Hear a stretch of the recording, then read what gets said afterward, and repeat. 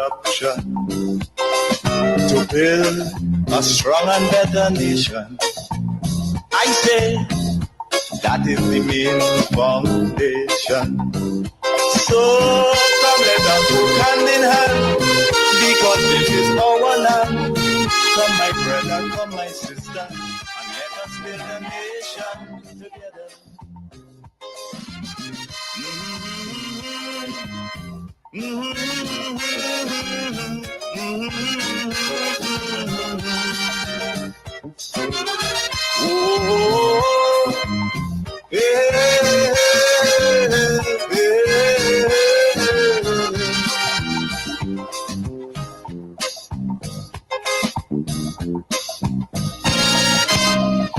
So much of things that we need to see about.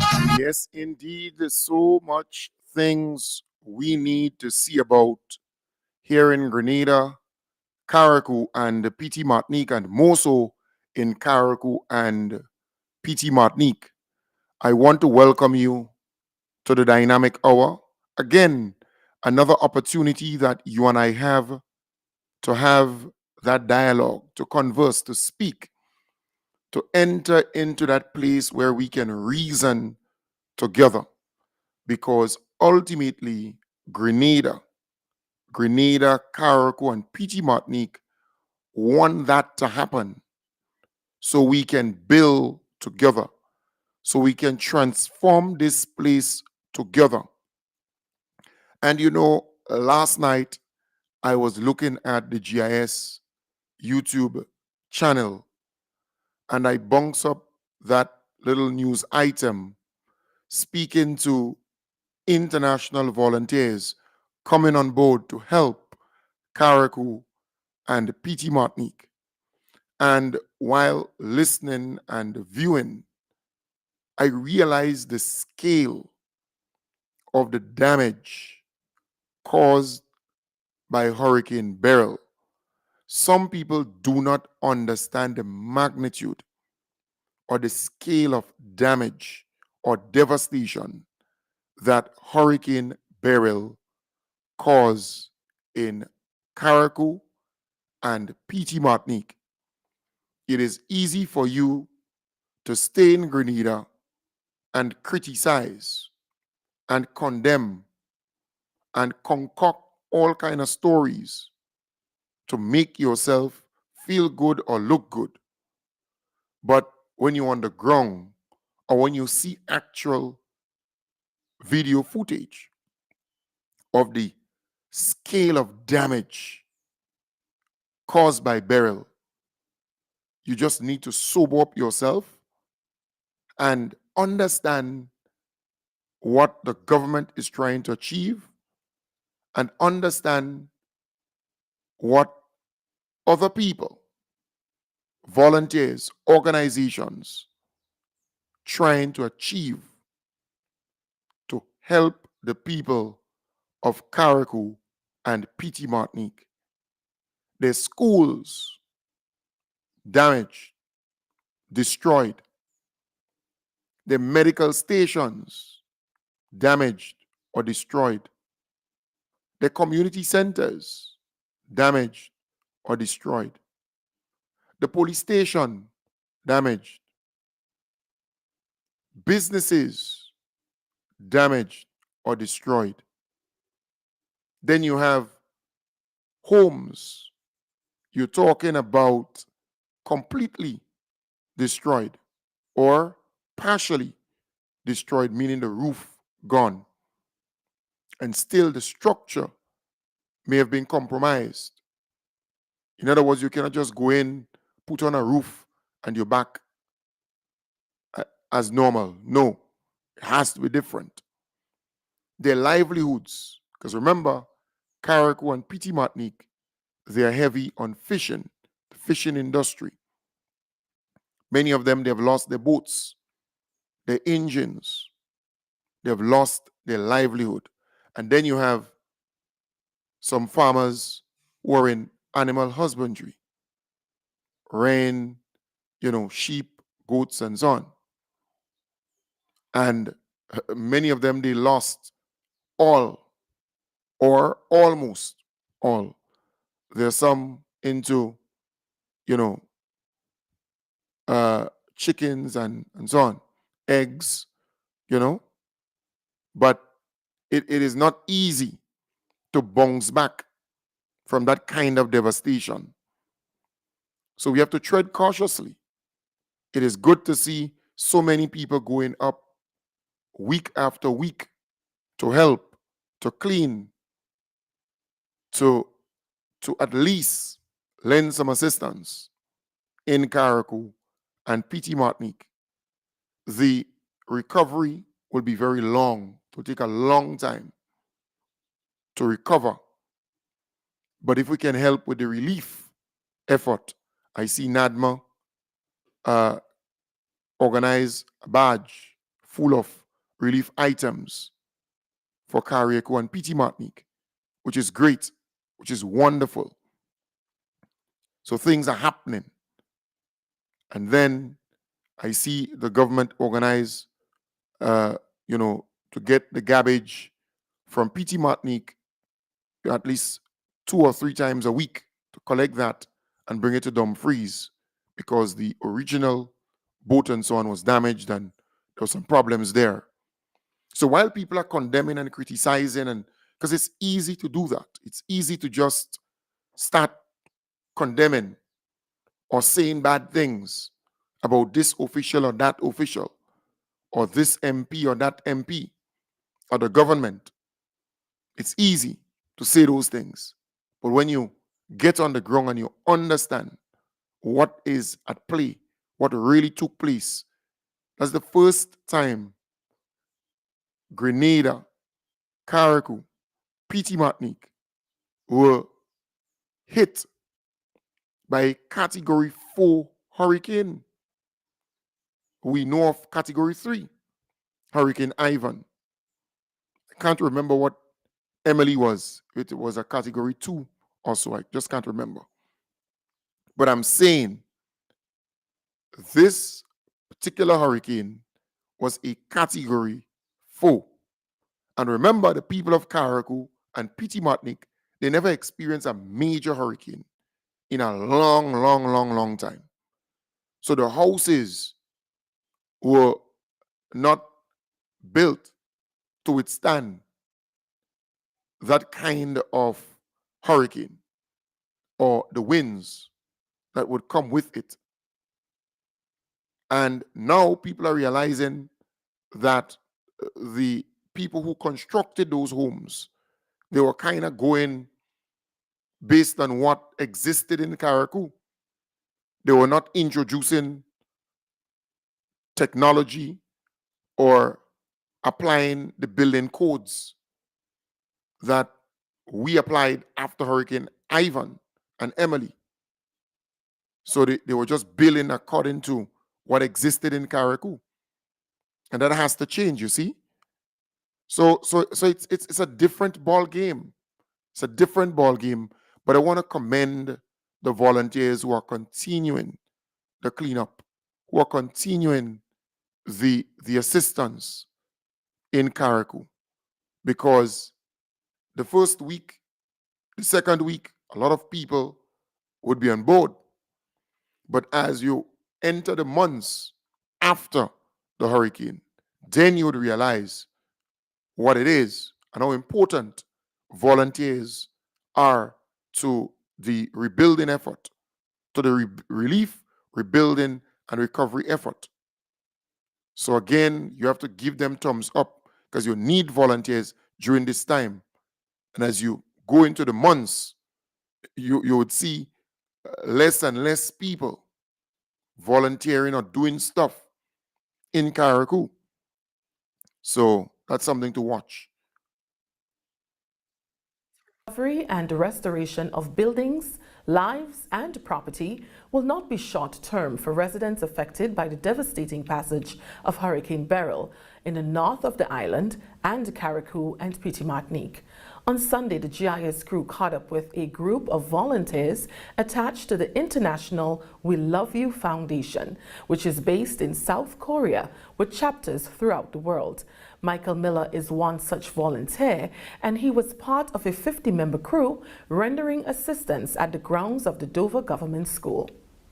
So we're at the school now, and as you can see, the school is in shambles from the storm, from the hurricane. So what we started is just some kind of method to kind of move the pathway, have your wood, have your concrete, your metal, and just kind of have a system to start. And so what we hope to do is clear out everything from the school and then salvage anything like books that they could use in the future. This is bad. We heard that 90% of that whole island was completely destroyed. So this is about as bad as I've ever seen from any kind of a hurricane. We do other kind of relief efforts, but this is my first time to be involved in a hurricane, especially with a disaster as monumentous as this. So I think we were all blown away at first when we first got to the island, just seeing how much the devastation had reached, even to the higher parts of the mountain.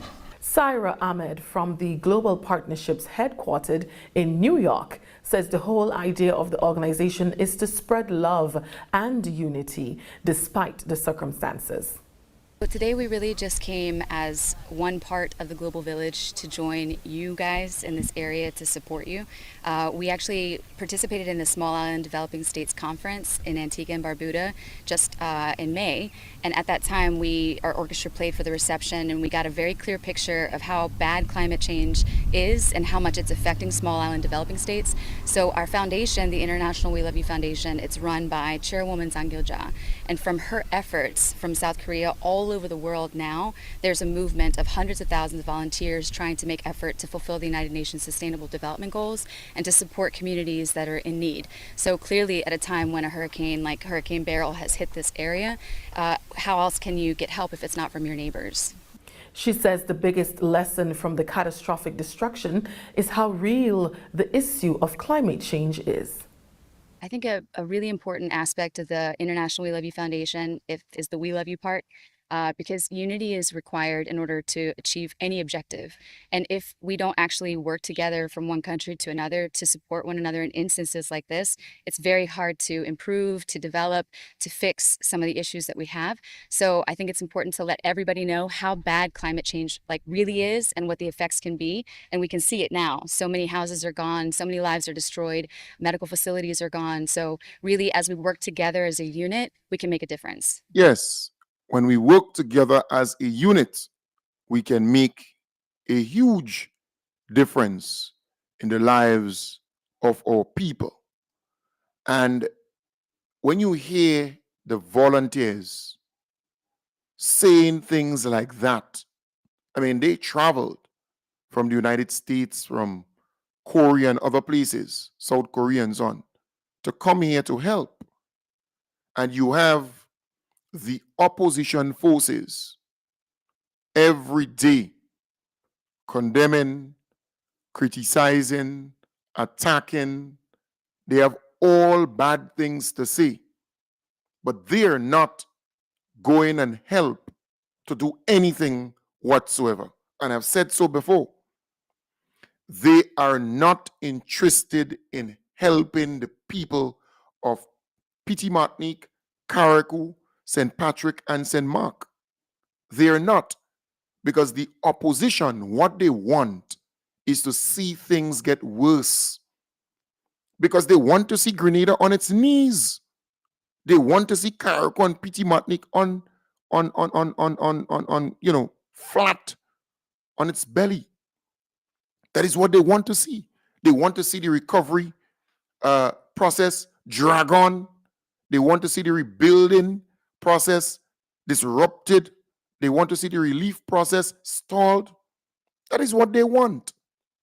So all they do every single day is to condemn the government, criticize the government, say all manner of bad things about the government. But you have people who are coming from outside to volunteer, to clean, to build back.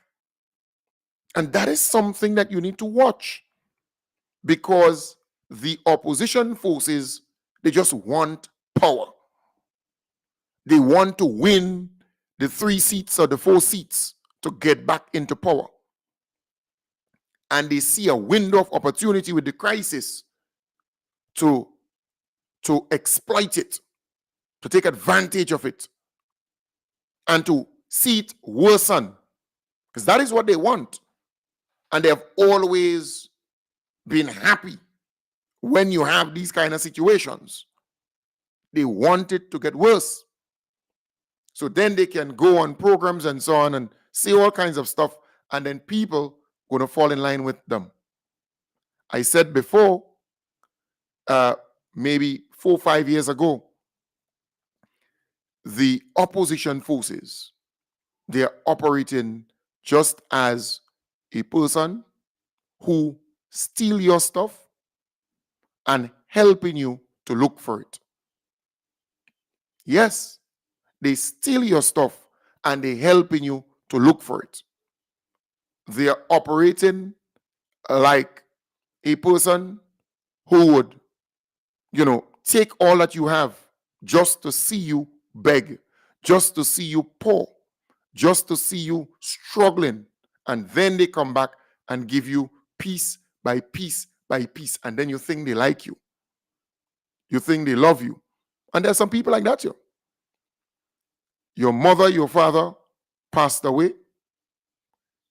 They took all that your mother and father had and they stashed it away. Right?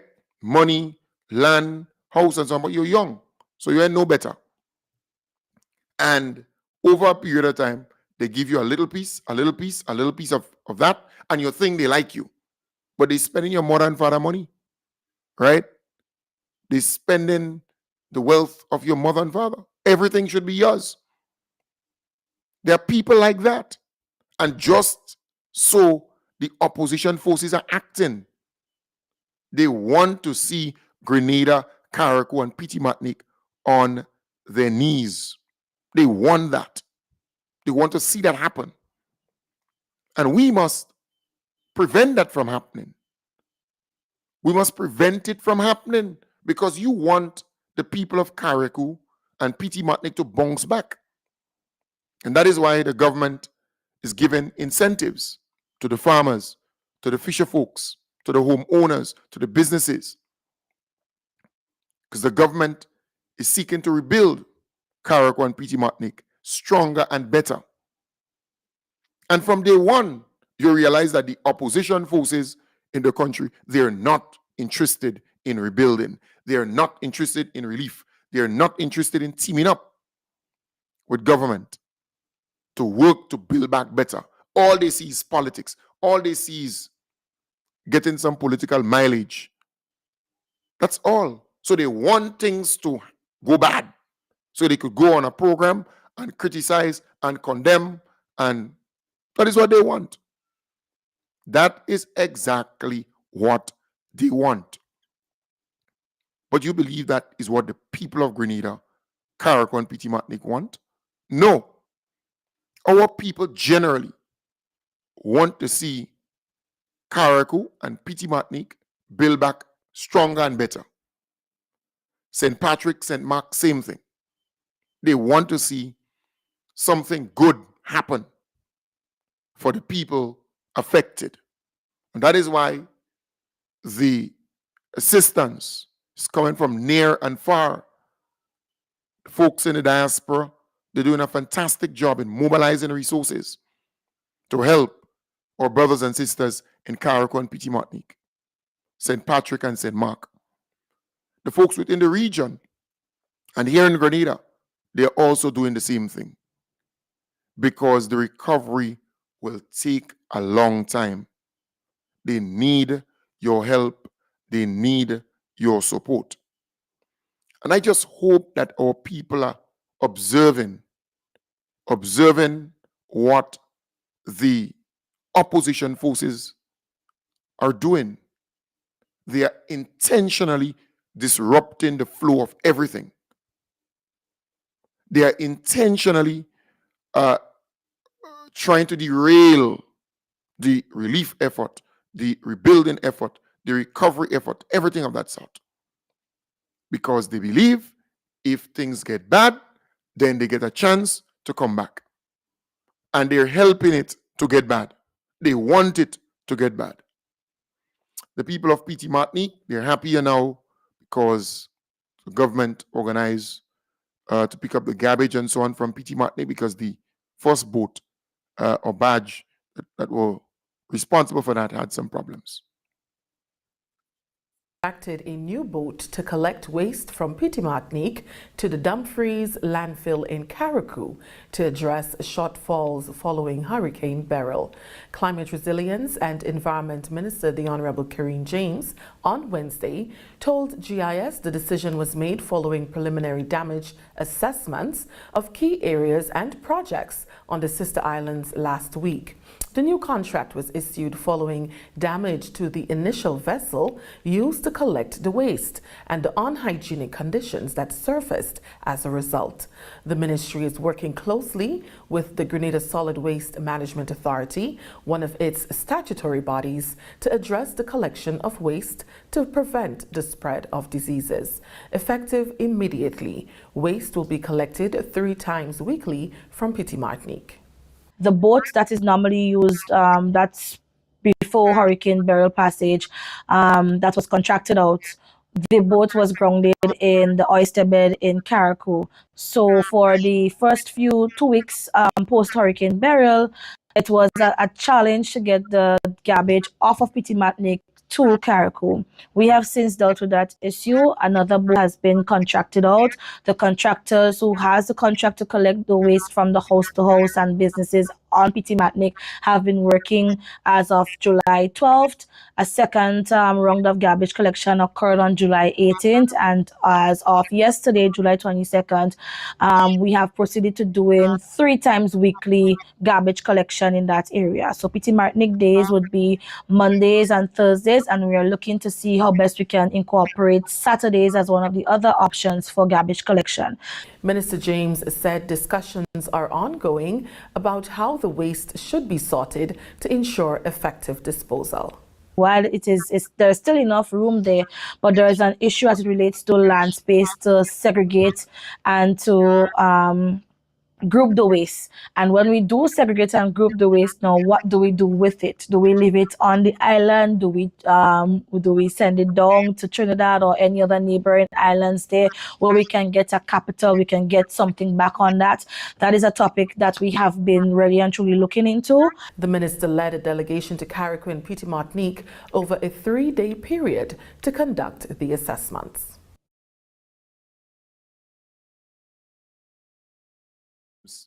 She has been working extremely hard for Grenada, Carriacou, and Petit Martinique. And you see, the NDC is about solutions. When you listen to the Honorable Karine James, you realize she's about fixing things, getting stuff done. You listen to the Honorable Andy Williams, you realize he's about fixing things, getting the job done. The Honorable Tevin Andrews, the Honorable Ron Redhead, the Honorable Philip Tellisford, the Honorable David Andrews, the Honorable Lennox Andrews. I mean, you just listen to all of them. They're about getting the job done. Let's fix the thing.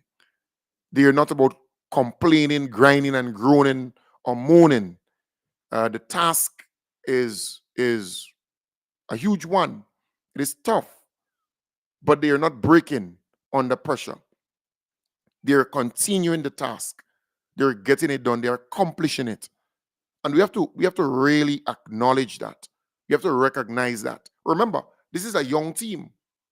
They have not experienced in government a hurricane like this before, because they were not in government, and many of them, they were either in college or in high school.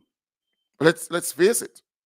All right, when Hurricane Ivan passed, and then Hurricane Emily, because you're talking about 20 years ago and 19 years ago, we were affected by Hurricane Ivan and Emily. So you add 10 years or 15 years to that, they were 15 years old. All right, or some 20 or a little less in secondary school or in college. So you have to really give them credit. They have managed this thing well. They have balanced this thing nicely. You saw our beloved Prime Minister, the most Honorable Deacon Mitchell, at it every single day. And he knows what he's doing. Bringing the leaders to visit Carriacou and PT Martinique to see for themselves the devastation caused by this Category 4 hurricane. Taking that opportunity, let's go to Carriacou, let's go to PT Martinique, let's see it. Come, let me show you what this hurricane did to the people of Carriacou and PT Martinique. That's leadership. That's leadership. He's on the ground, mobilizing, organizing, making sure that things are done. And he's also comforter and chief. You realize he's embracing people. He's listening to people. Hugs, embrace, saying to them, we will get through this. We will get through this together. So you have to really commend the honorable, the most honorable Deacon Mitchell, our beloved Prime Minister, and the team, the entire team. The ministers, they are working day and night. They are mobilizing, they are getting people to do things, they're motivating people. That is what you need. Folks are going up every Saturday, every Sunday to volunteer, to clean, to collect stuff, to help people, to drop off stuff. This is what we are about. This is Grenadians, Caracunians, and PT Martinicans. That's what we do. But the opposition, they're out to divide our country. They're out to confuse our people. They're out to spread lies, concoct all kind of stories, make up stories, mix up stories. That is all they do. And they love doing that. You listen to Jenny Simon, you realize it's just negative, negative, negative.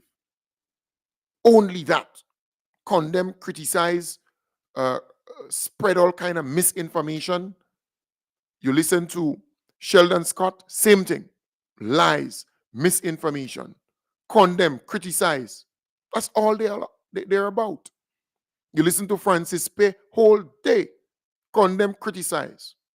You listen to Carl Caton and Devon Romain, same thing. Andre Donald, same thing. Prince James, same thing. All of them is a clique. It's a clique of them. They have podcasts, they have talk show programs and so on, but all they do is condemn, criticize. They are not about building back. They're not about helping in any way possible. They don't want to do that. They are not interested in that. They, in my belief, they want to see the thing get worse so they can have, more people viewing them. Because once things get worse, then you have people gravitating towards them. That is what they want. They are not getting that now. Because if you look at Sheldon Scott numbers, for example, Facebook plus YouTube for the last 2 weeks, you're looking at 2,800 people viewed him on Facebook, 2,800 people viewed him on YouTube, 1,800 people viewed him on Facebook. You're looking at the other day, 3,400 people viewed him on YouTube, 3,200 people viewed him on Facebook. You're looking at the day before that, 3,200 people viewed him on YouTube, 2,800 people viewed him on Facebook. You look at the other day, 3,300 people viewed him on YouTube, 2,800 viewed him on Facebook. And that's the kind of numbers you get. So the 5,000 range, the 6,000 range, that's the kind of number you get.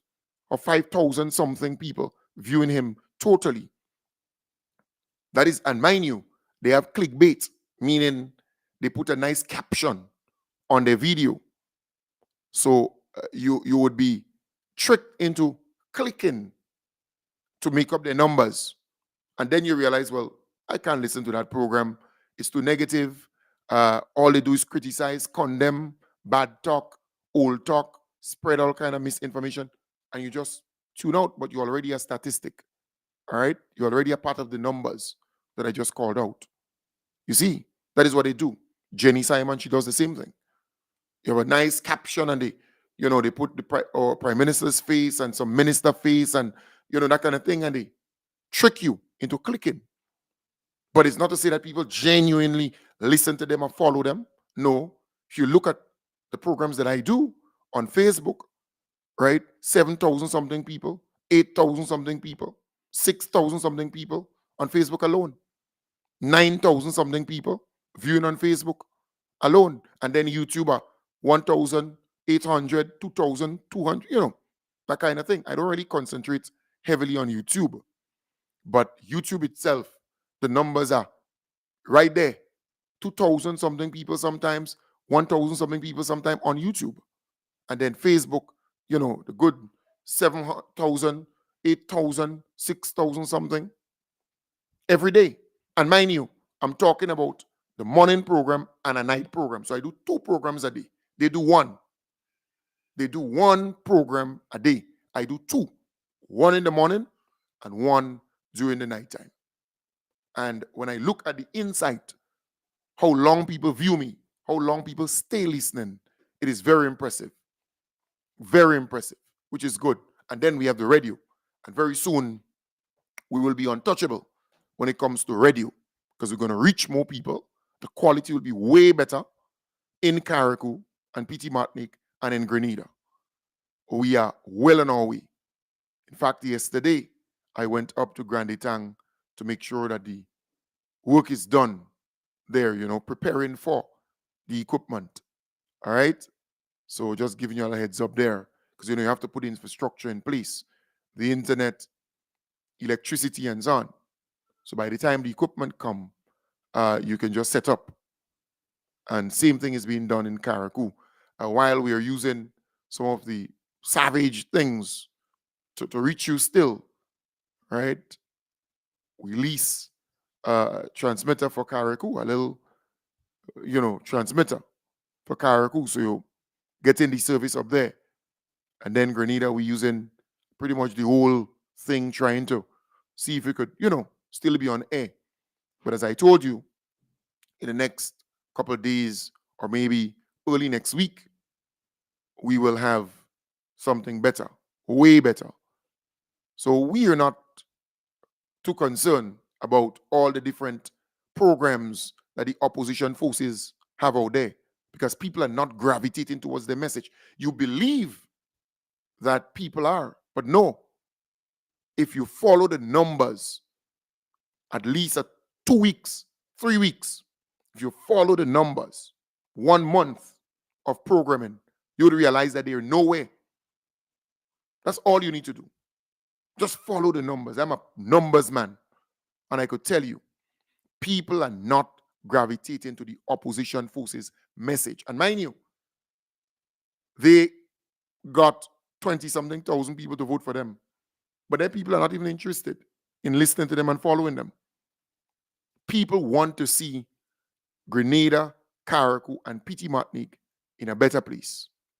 They want to see things happen for the people of Grenada, Carriacou, and Petit Martinique. That is why, the western side, they are interested in the Moline Bridge and project, that project there, the road, the bridge, whatever they have to do in Moline so that people can start using the main road instead of going up to Mount Maurice and so on.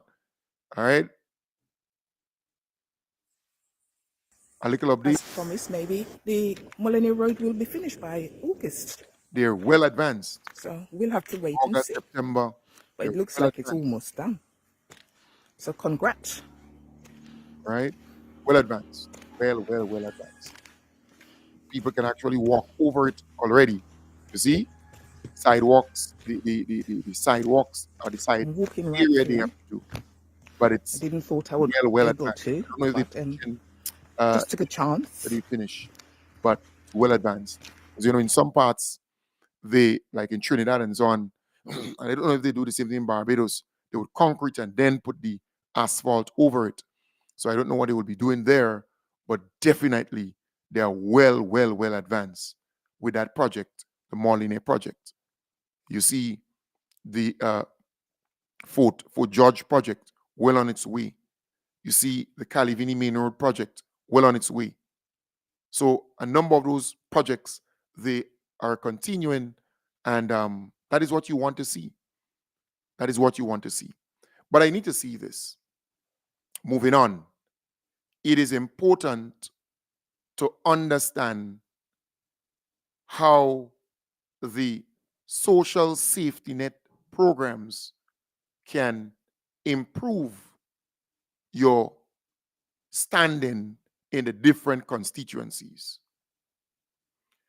Do not assume for a moment that the people who should get to be under some of the social safety net programs should only be the poor people or the vulnerable people, as you deem it, because they're not living in a concrete house, they do not have an indoor bathroom and toilet facility, that kind of thing. Because there are some people who perceive, because you have a concrete house, because you have an indoor bathroom and toilet facility, then you don't need the seed assistance, or you don't need the material assistance, or you don't need some of those safety net assistance.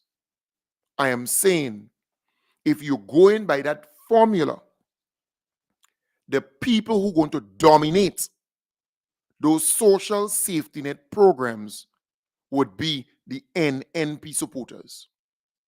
It's a word to the wise.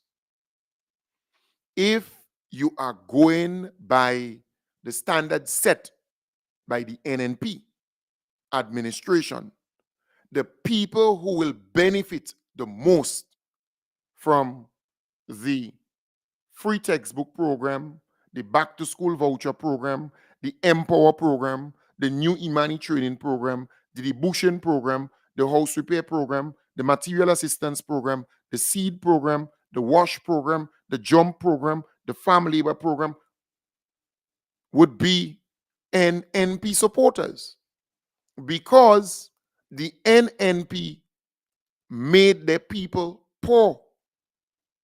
So they are poor and they are vulnerable.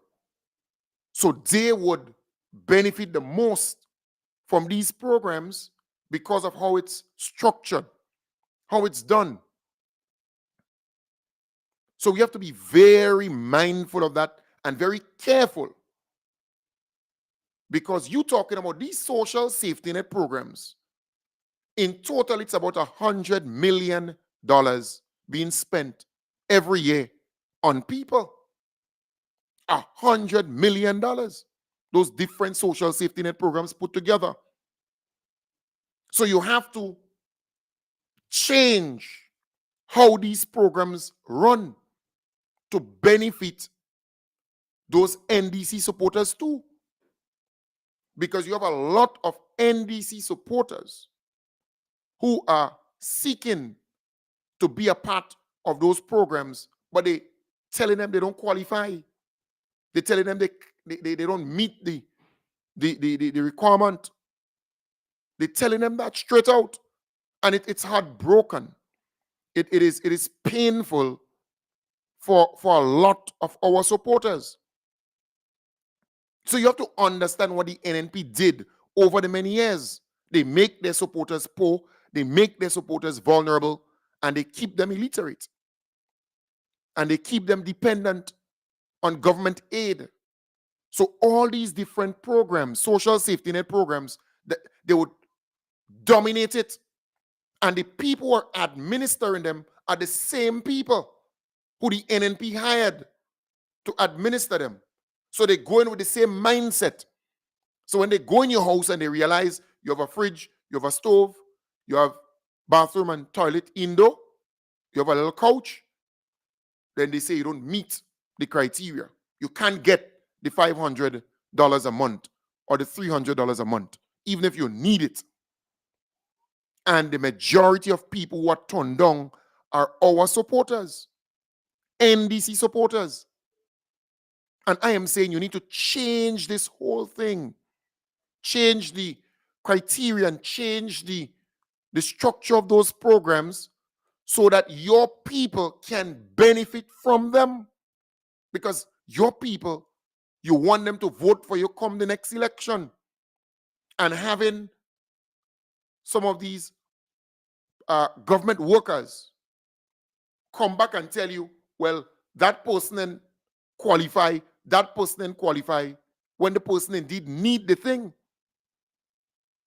You have to be very, very careful, because the people who will benefit from these social safety net programs, who have been benefiting for the last 2 years, are the NNP supporters. And I don't care what you tell me. I am on the ground. I get more feedback than many of you. Excuse me. I get more feedback than many of you, right, on a daily basis. And I am saying it is clear that our supporters are not benefiting the way they're supposed to benefit from those social safety net programs. Because the people who are administering those programs, they will turn around and tell them they didn't qualify because they have an indoor bathroom. They have a bathroom there that they fight to build inside the house. Or they have a little stove, a little fridge, and a little couch. Or maybe a bed that they're sleeping on.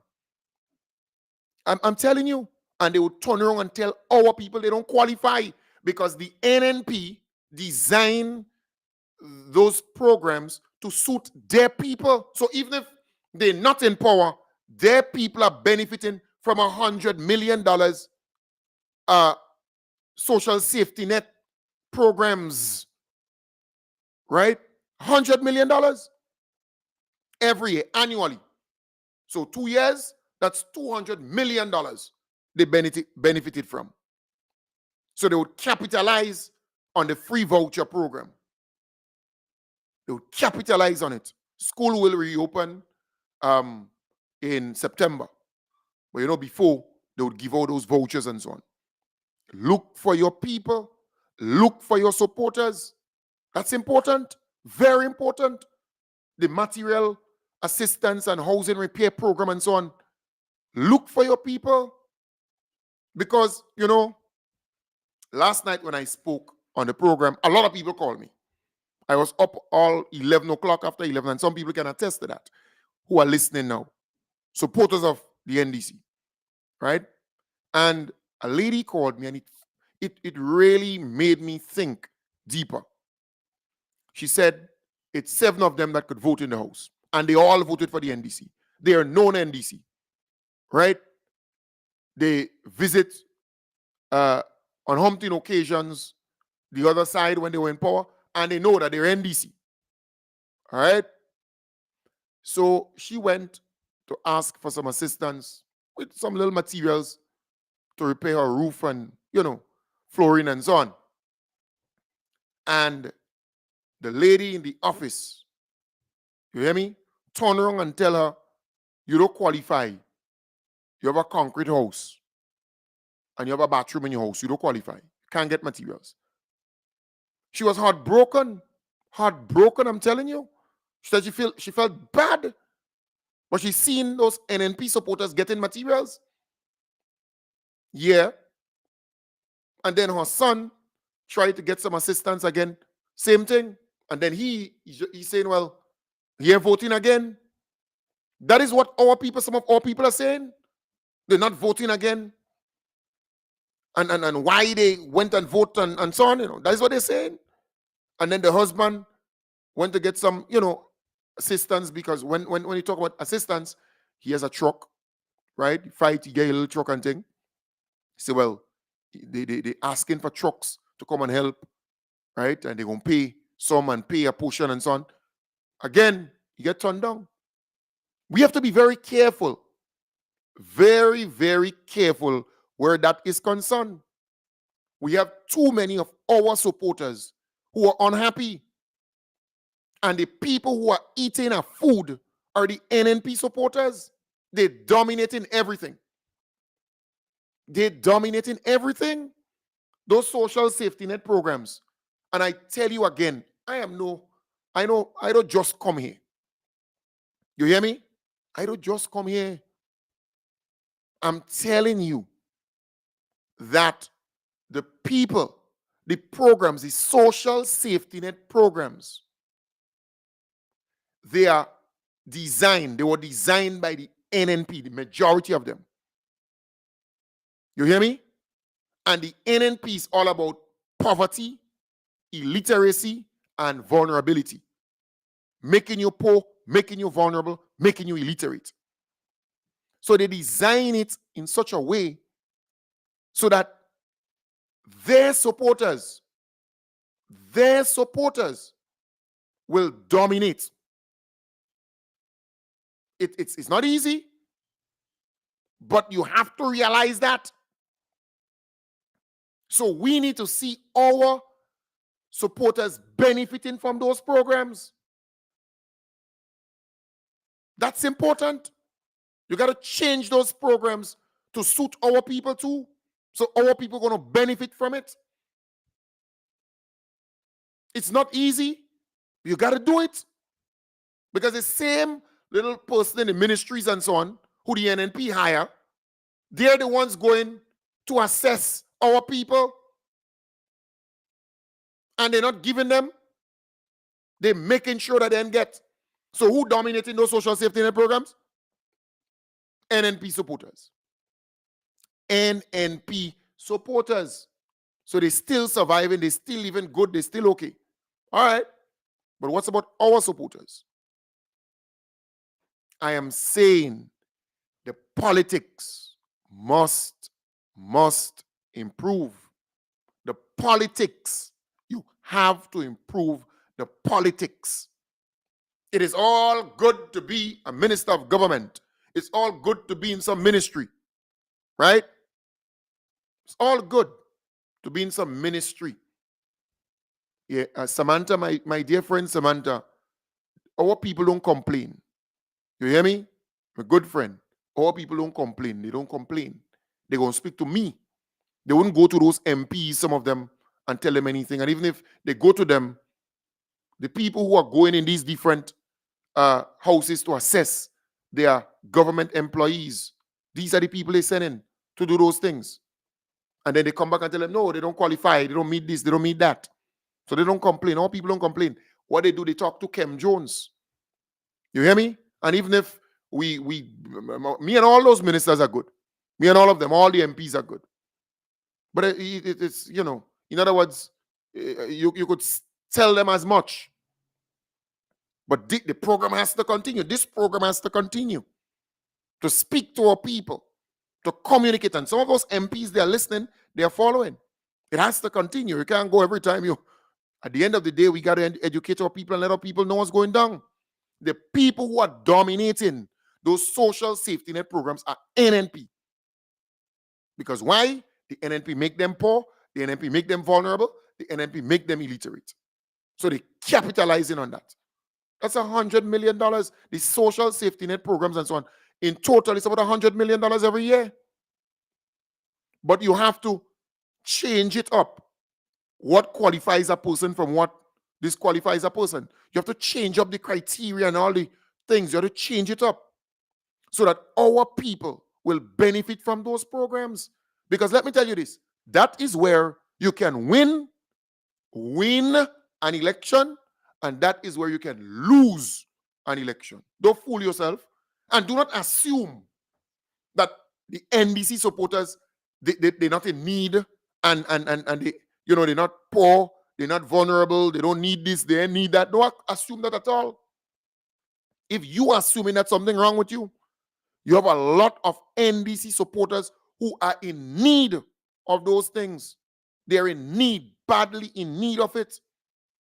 We have to start focusing on our people. We have to start to go in the different communities and identify our people. Because you cannot just usher in a new style of governance where everything is for everybody. Right? So no matter if you're NNP or NDC, you come in and you get. Well, the NNP would still go and support the NNP. Yeah. So if the NDC supporters are not benefiting the way they're supposed to benefit because all the programs are designed in such a way to keep them out, to block them out from getting assistance, then what you expect will happen? This thing is common sense. You don't need to be a genius to understand that. This is common sense. It's simple like that. A friend said to me, she said, look, 4 of us in the house, we voted for NDC. But she applied, she asked for some assistance. But Tutu's, she see, big NNP guy get the assistance and he repaying this and repaying that. How you expect her to feel? How you expect her to feel? So we need to start to change up the requirements. That is something that you have to spend some time doing and change up these things about you don't qualify and you don't qualify. The people who are not qualifying are NDC supporters. NDC supporters. Don't fool yourself. When I do this program on a daily basis, I will get hundreds of people calling me, messaging me, talking to me. I know what's going on. Don't fool yourself. I am fully aware.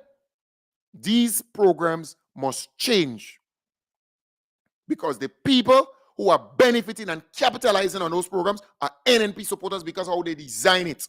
They design it for them.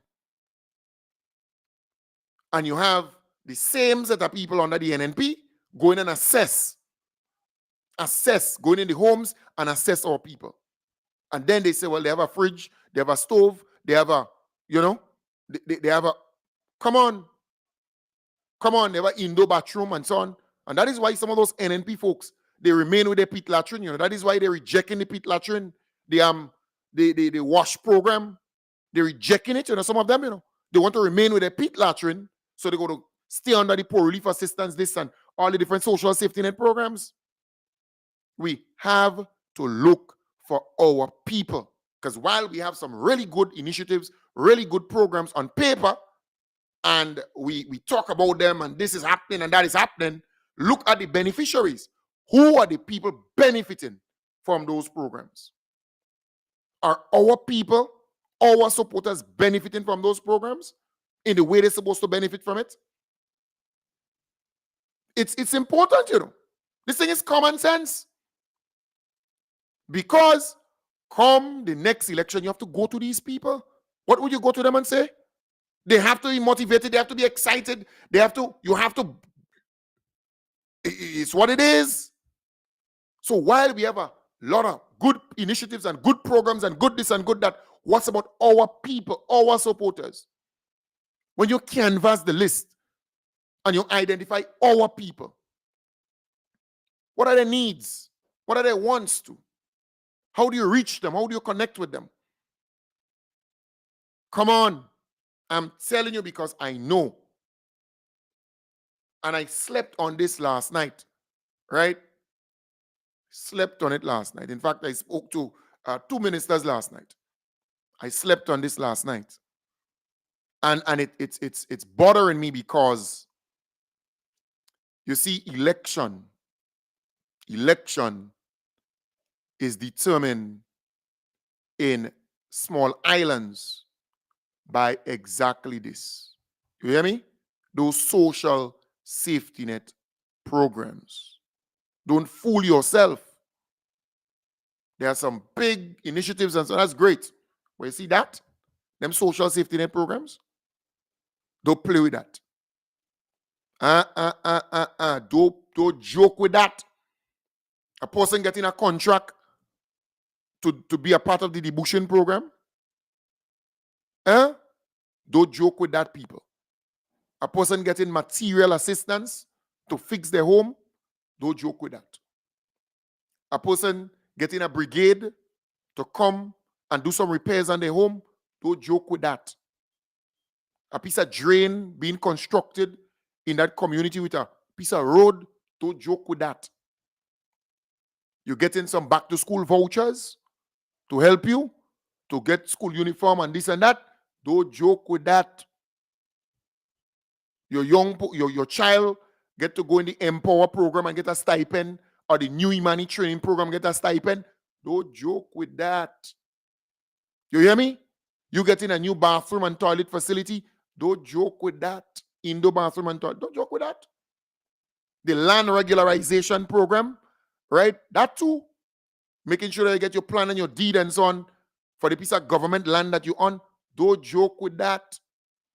A person being on a piece of government land and couldn't get water from Nawasa because they tell them, well, your landlord or the owner of the land had to come and sign this and sign that, and them being able to get pipe-borne water for the first time after 20-something years. Don't joke with that. You hear me? Don't joke with that. The farm labor program, making sure that all farmers who support us also get the farm labor assistance too. Don't joke with that. That's politics. That's where it is. Don't confuse yourself, you know. You talk about this big project and this big project and this big project and that's good. That's great.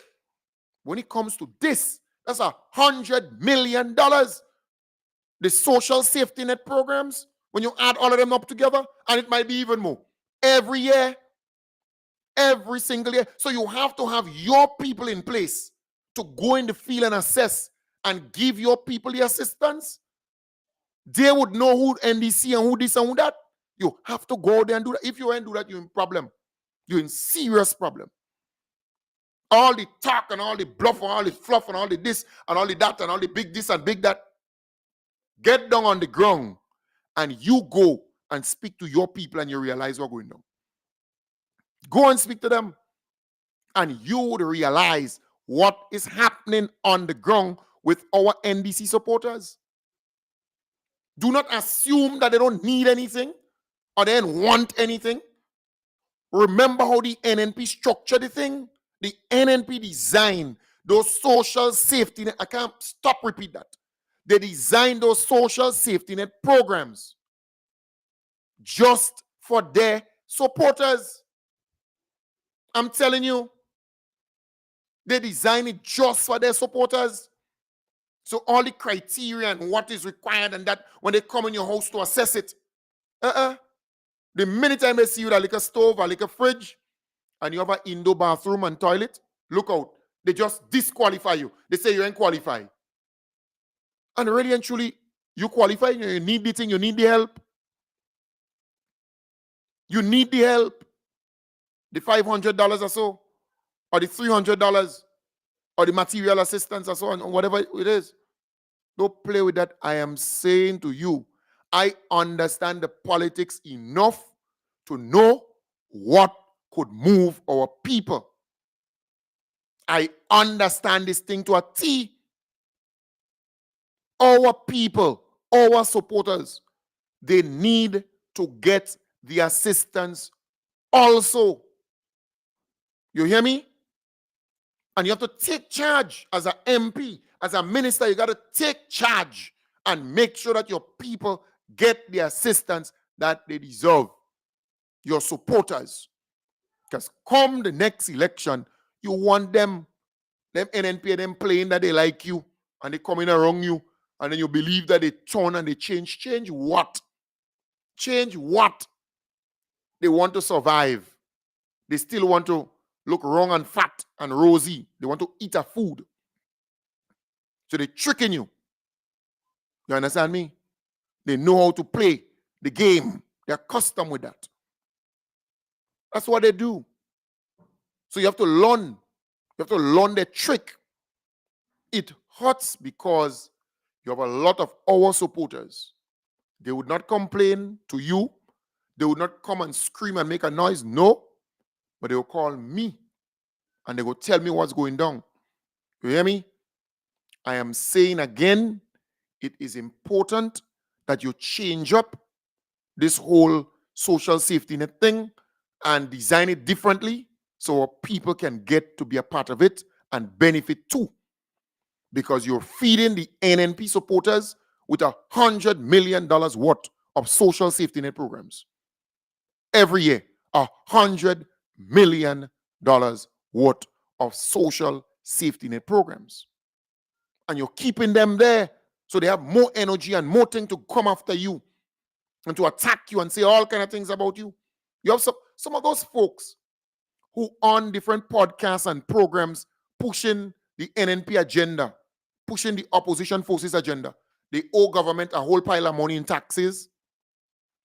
They either owe for cell phone gate, phone bill, a whole pile of money. The family, if they have a little business or so, owe a whole pile of tax. I'm telling you, they still getting X and getting Y from government indirectly in many instances. So they still living good.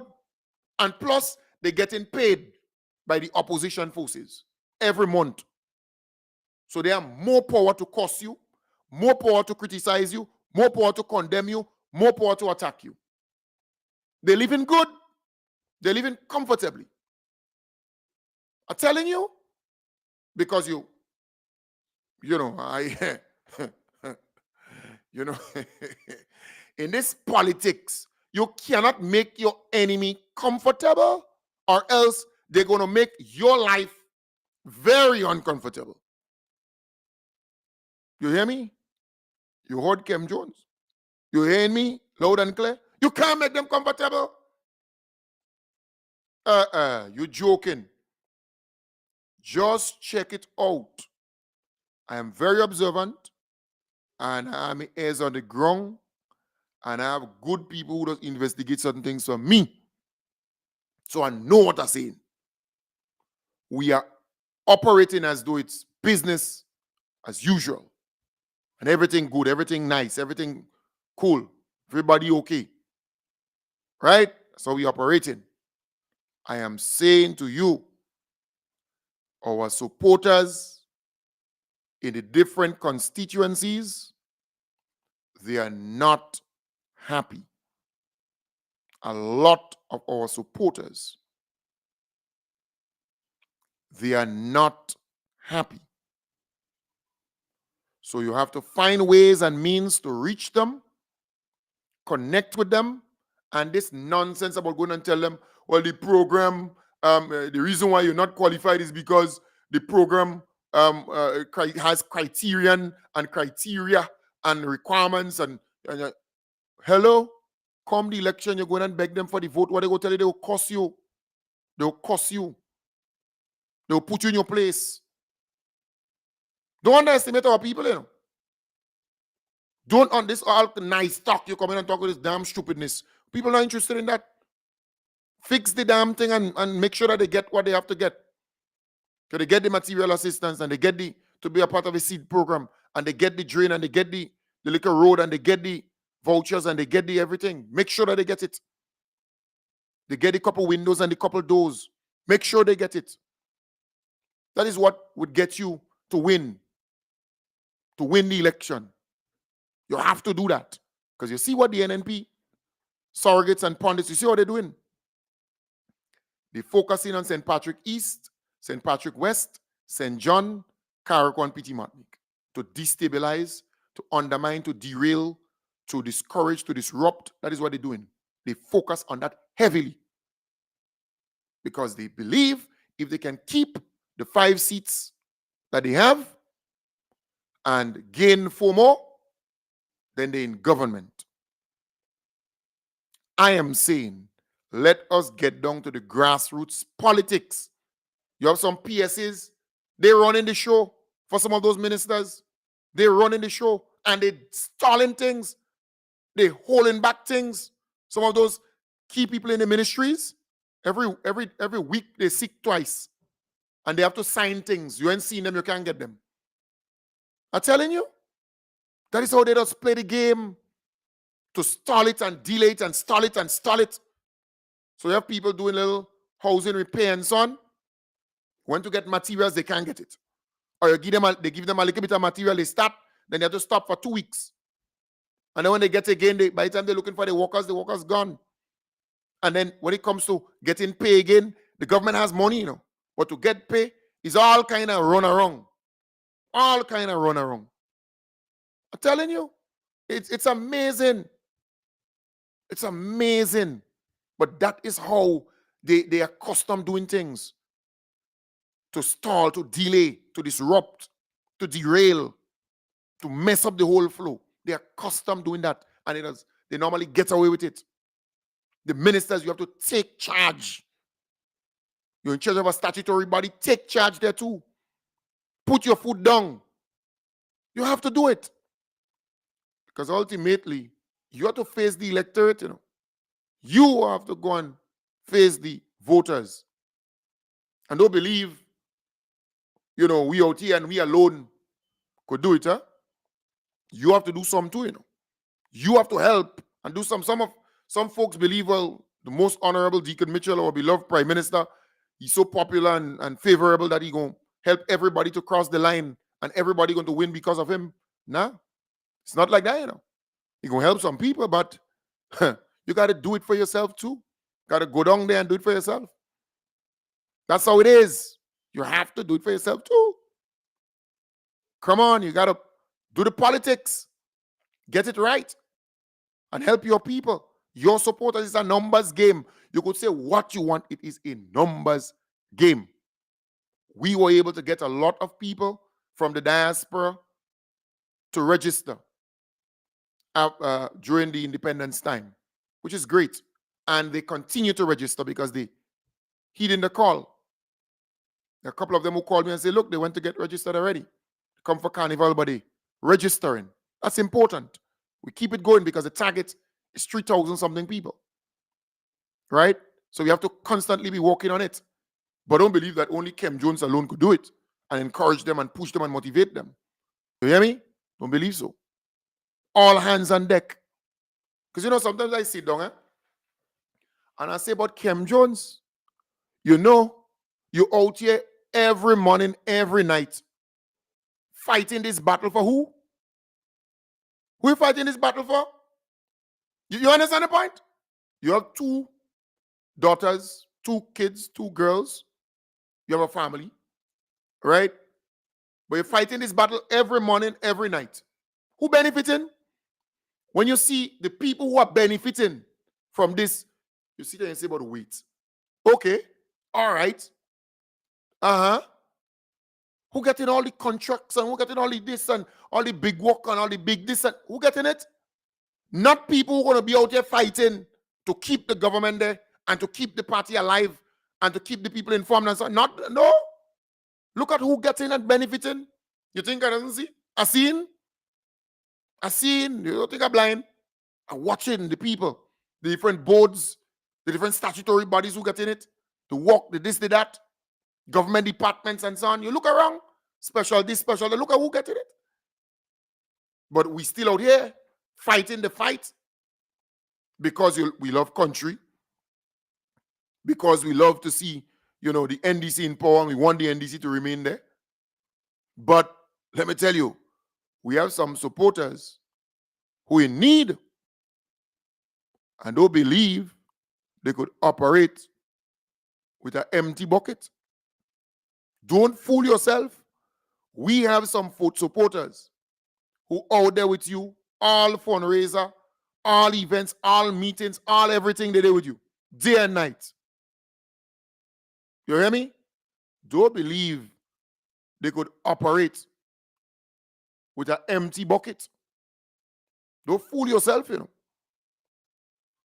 You have some of them by their brother, their sister, all of them, they grabby. They're in that position, this position, da. You would find that in all governments. But I'm saying, don't fool yourself. All right? Don't fool yourself.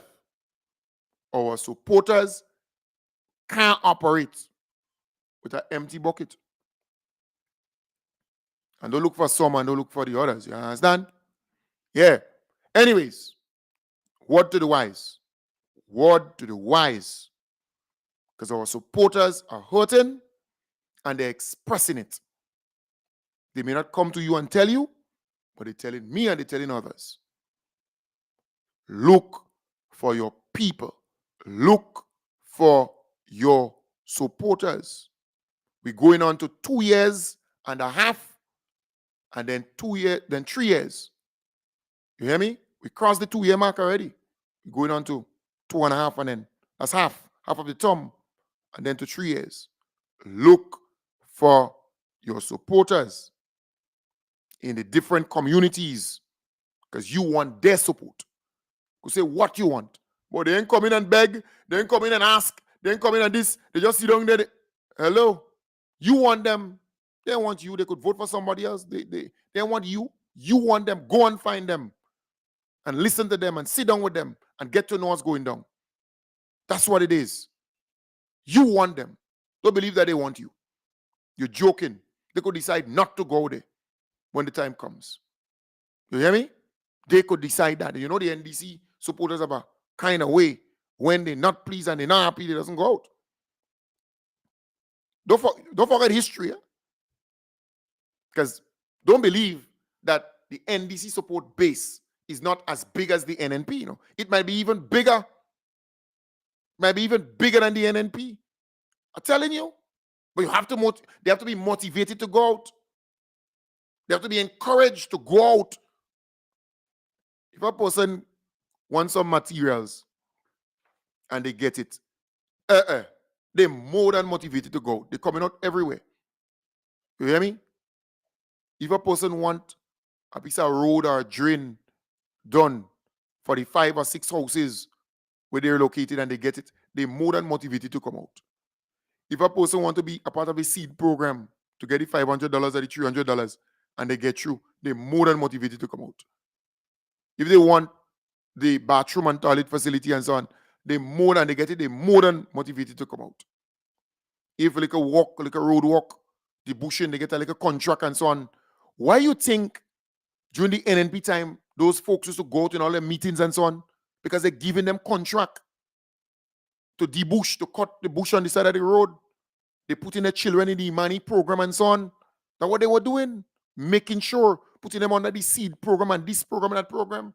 That's exactly what they were doing for all the years. So the meetings always pack. All the events. That's what but now, NNP is in opposition. They can't give them those things anymore. That is why you look at their meetings and so on. Poorly attended, the NNP. Poorly attended. Don't fool yourself, you know. Some of all you believe all you big and have sense and all you some political analysts and genius in that business. I know more on my little finger here than all you politically. You hear me? So I'm saying to you, that is what we're motivating all these people to come out and go in those meetings with the NNP, all about, all boss today, all events, everything. You have to motivate your people too. And when you give your people assistance in many different ways, that is what motivates them and push them and drive them to support you everywhere you go today. It is important, very, very, very important. You have to keep your people happy. You have to. There's a huge core group of the NDC who are not happy with certain things. Right? Because there's this perception that all the NDC supporters they have and they're okay and they don't need anything. Well, who benefiting? The NNP people and them are benefiting and eating our food, you know. They're the ones who eating our food all about. Left, right, and center. You hear me? I am saying it is time to wake up and smell the bush tea and focus on our supporters too, because they need that attention and that assistance. They need it. They need it. You hear me? Look for your people. You're giving out security contracts and so on. The people getting those contracts, make sure that they're NDC people and make sure that they hire NDC people too. You have to do it and treat them well. Don't fool yourself here. I know what's going on here. You know, I know what's happening here. You have different programs and so on, and you just hire in who. But these people, when they leave the work and they go home in the evening, electric gate, they don't even know their neighbors. They don't even know their neighbors. They don't even know who living close to them. They can't help you come the election. They can't. They cannot even motivate their children in their house to vote for you. They cannot even speak to their neighbors because they don't have a relationship with them. They live in a big house and their electric gate, pop, they press it and they go inside. The next morning, they press it again and they go to work because they get some big work or some kind of thing. They can't help you. Politically, they cannot help you. They don't have what it takes. You hear me? That's important. That's important. Don't play with that. You have to identify your people in the different communities, and especially community leaders who have influence, who support, who people will follow and support. Pinpoint these people. Make sure that they're happy. Because you're going to be happy ultimately. That's important. A word to the wise is sufficient. Folks, I want to wish you all the best. Have a wonderful day. I will be back with you again tonight. It's a journey, huh? Morning, night, fighting this battle, fighting the battle. Sometimes alone, fighting the battle. Because you want the NDC to remain in power. You want the NDC to be in government for a long time. But boy, sometimes you sit down and you think about it and you say, who you fighting for? Who you fighting for? Some of those NNP people them to get big work, and some of them greedy ones them to just grab and take all. And you're just there fighting, and you're alone, and you're doing this and you're doing that, and you're fighting, huh? Yeah? Vibes FM, one of the only station that pushing the agenda and helping us left, right, and center. They were done, right? Still running at under half capacity. I was able to ask good people out there who listen to this program to help with thousands of dollars so that we can get the equipment for both areas, Karaku and for Grenada. So we could be back on air again to do what? And reach more people, to make sure that the NDC remains alive and well, and to make sure that the government is intact and people know all the good things are happening and so on. I'm telling you. You understand the point? Yeah. Yeah. Somebody said Eddie Frederick too well. Eddie's my good partner. He does get a little blind every now and then to train people and to this and that. So he's still getting a little blind. He's surviving. Right? He needs to expand somewhat because his reach is not significant. I've been following the numbers. Eddie don't reach plenty people. His numbers is very poor. Still, the content is good. Rich content, wonderful content. But he don't reach many people. In terms of the numbers, his numbers is very poor. Right? So, but he get a little training, a little opportunity, a little thing here and there and everywhere, which is great, That's nice. I love that. But I'm saying, and you know me, I say it as is. That's what it is. I am simply saying at the end of the day, you look at Vibes FM, Kim and man, Kim was high, he was happy for the assistance. You understand? Because he, remember he was locked out more or less. No communication and so on. When he realized that we were raising funds and so on to make sure that he get back on the air and so on. Proper. This is not my radio station. No. It's Kim the King's radio station. When I set up my operation, it's different. All right? But we have to make sure that those who are there for us, that we look out for them. And people who are happy to give, to support, to make sure that we back on air, to make sure that we get the equipment and so on. That's what a good person does. That's what a good friend does. And that's me. I would stand with you thick and thin in your down time, your up time a day. You understand the point? That's important. Because Kim has been a good guy. But I expected, trust me, I expected certain individuals and groups and so on to, quickly say, boy, that is the man that pushing us and that's the man that thing and we go, see how we go. I expected that. Right? Because when you down and out, that is when you know who is for you. Don't forget that too. When NDC was nowhere, when NDC was not in power, nowhere they were in the doghouse for how long? 10 years straight. You hear me? 10 years straight. The people who were there with them, no matter what, don't forget them. Don't make a mistake and forget them. That's what we're talking about, looking out for we people, Looking out for we people. A lot of people jump on the bandwagon now because NDC win. And they jump on board and they fronty, and they pushy. And they grabby, and they, But there were people during thick and thin, they were there. Any little thing you need, they give you. And that is why you see me. That is why this program is still existing, I ain't forget where I came from and the people who helped throughout the many years and stuck with me no matter what. Don't forget that. No matter what. You crazy? Dare not forget that.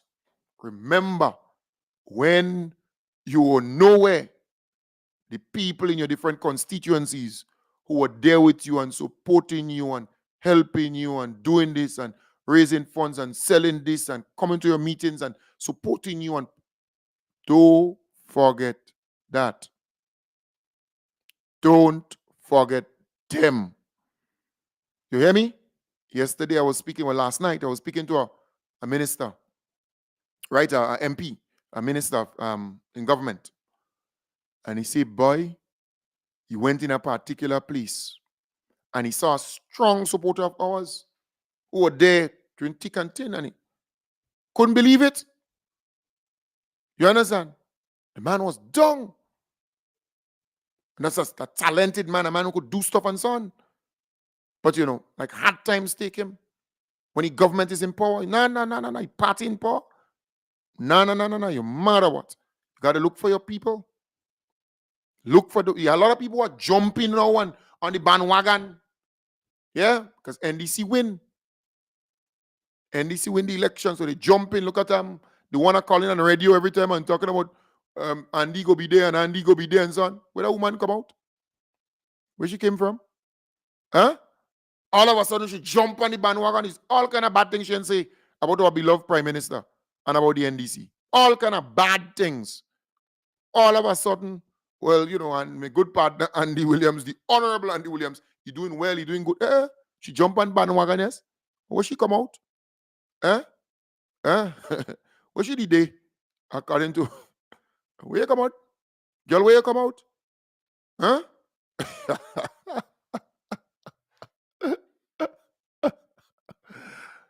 and you can go on and on. A lot of them, you know, they just jump on board now. And I say, well, where you been all the while? I mean, I'm happy to see you, but you know, I am saying this to say, don't forget who been there when you had nothing, when you were nowhere. Can't forget that at all. You hear me? Don't forget that. You hear me? Because there are people who go there, knock on doors, they deal with you, tech, encouraging people to support and vote and inside, outside. There are people overseas and so on who call, pick up the phone and they say, you know, it's a lot of people. A lot of people out there who worked hard. Big up all your whole self. But I'm saying politics is a ground game. Politics is grassroots. Politics is looking for your people, because you have to build on what you have. You can't have and lose what you have and then try to build with new people. No. Build what you have first, and then you take it from there. Maintain what you have, and then build upon it. Nothing wrong with that. But make sure that your people are okay and happy. And I know what I'm saying. Don't believe I know what I'm saying. I know what I'm saying. It's important, because the government could be doing good, nice, but government don't make you win no election. It's what you do during that time with what you have at your disposal that will make you win. You hear me? So you could be in government, a minister here, a minister there, but you got to be able to use the resources wisely to take care of your people, to maintain them, and then to identify some other people who you could bring on board. Nothing wrong with that. That's what's supposed to happen. Because remember, you win. You win because you had more votes than your opponent. So if you could maintain that and build upon that, then you're good to go. You're good to go. All right? So it's a balancing act. Your people must be happy. Your people must be taken care of. We can't want to this and that and all about the place. No. Focus. Your people must be taken care of. Make them happy. Go, reach out to them. Sometimes all you need to do is just reach out to them. Say, girl, how you doing? A long time I didn't see you. How things going? How your family doing? And they might open up to you, because sometimes you need to go alone. Sometimes you need to tell your supporters who they with you. The housing person or the this person and that. Give me a little chance. Let me speak to my partisan. Let me speak to my girl. Let me speak to my partner. You see the point? And sit down and speak, and they might open up to you. They will talk. They will tell you certain things, their needs, what they need, and what they, how things going, how they coping, and so on. And sometimes in that house is 7 and 8 votes. And when you help them, they call in the family overseas and tell them, well, look, I see that one today, and they come and they help me, and they this and they that. Don't play with that. Don't play with that. Don't underestimate that.